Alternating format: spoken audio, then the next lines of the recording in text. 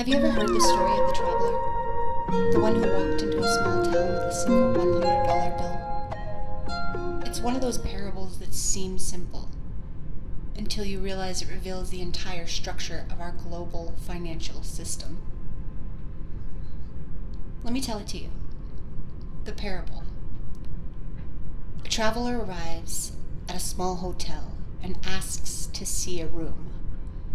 The hotel owner says, "Of course, but I need a $100 deposit." The traveler hands over the cash and walks upstairs. The moment he's gone, the hotel owner runs across the street to pay the butcher, who he owes $100. The butcher immediately takes the $100 to pay the pig farmer. The pig farmer walks to the feed supplier and gives him the same $100.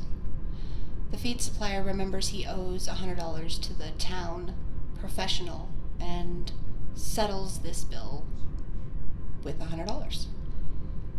And she then takes the same $100 right back to the hotel to pay what she owes for her room. Just as she hands the $100 bill to the hotel owner, the traveler comes back downstairs and says, "Actually, the room, it won't work for me." And he takes back his $100 and he walks out of town. Now here's the strange part. Every debt in that town was paid. Everyone was zeroed out. Everyone was relieved. But nobody actually became richer. Nothing new was created. One $100 bill moved fast enough to heal an entire web of debts. This story reveals something powerful. Most debt isn't real in the way we think it is. Most debt is just stuck energy. It's motionless money. And if money could move, even temporarily, the world could transform. Now let's zoom out, way out. The global mirror. What if we applied this parable to the entire world? Because right now, the global financial system is a massive, tangled version of that little town. Countries owe other countries, banks owe other banks, corporations owe bondholders, households owe lenders. Everyone owes someone else.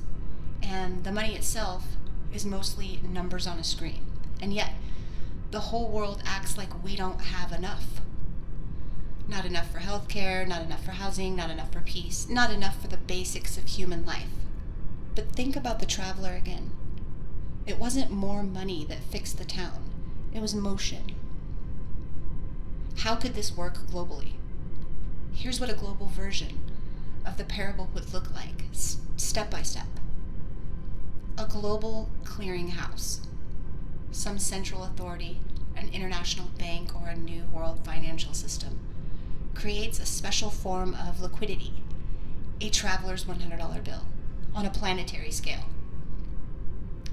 You would then circulate it only through debts. This money doesn't go into stores or markets or consumer spending. It goes into one thing: paying off interconnected debts between nations and institutions. Country A owes country B owes country C. Banks owe governments, governments owe bondholders. The special money moves through these chains, wiping out liabilities exactly like the traveler's $100 bill. Next, you'd retire that special money. Once the debts are cleared, the clearinghouse takes that money back, locks it away, or retires it permanently. Just like the traveler taking his $100 and leaving town. Nobody becomes richer, but nobody is drowning in impossible numbers anymore. This is not a fantasy, it's mathematically possible.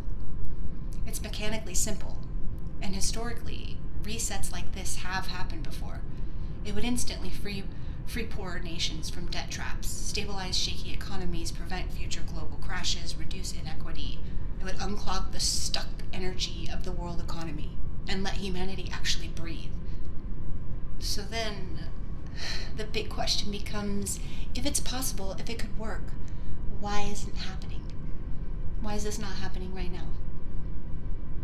And you want to know why it's not happening? This is the part nobody likes to say out loud. But on Bridgewalker, I say the things, the quiet things with clarity. The truth is that debt is power. Every debtor has a creditor. And the creditors of the world, the ones who hold the IOUs, are the most powerful institutions on the planet. Debt isn't just money. Debt is leverage. Debt is control. Debt is a leash. A global reset means the most powerful people lose their grip, and they don't volunteer for that. No one wants to be the first to agree. To reset the global debt, every major nation would need to sign on, like the US, China, Europe, Japan, India, the IMF, the banks, the bondholders. It's like asking every rival kingdom in Game of Thrones to lay down their swords at the same time and just trust each other.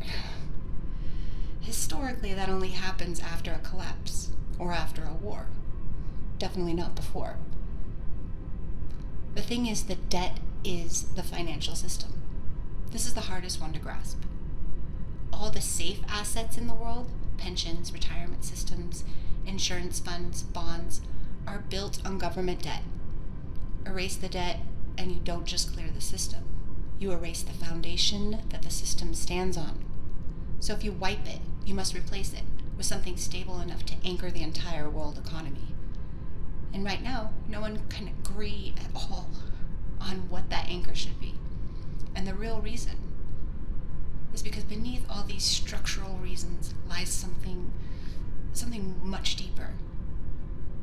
Human beings are afraid of changing the rules of the game they didn't create, but have learned to survive inside, even if the game is killing them.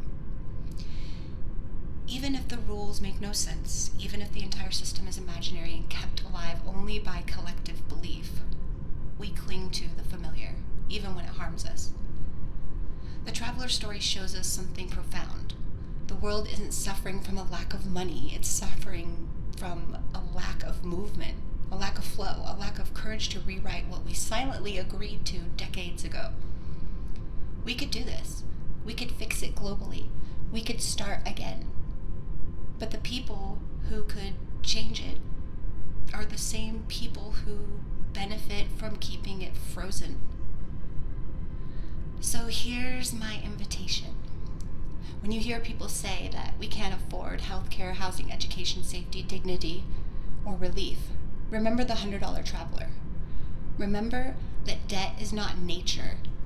It is not gravity. It is not a law of physics. Debt is a story, a temporary agreement, a system built on trust, movement, and belief. And like any story, we can write a new one. Until then, keep walking bravely on the bridge between worlds, where truth lives, where old illusions dissolve, and where new systems are waiting to be imagined. I'm Novas.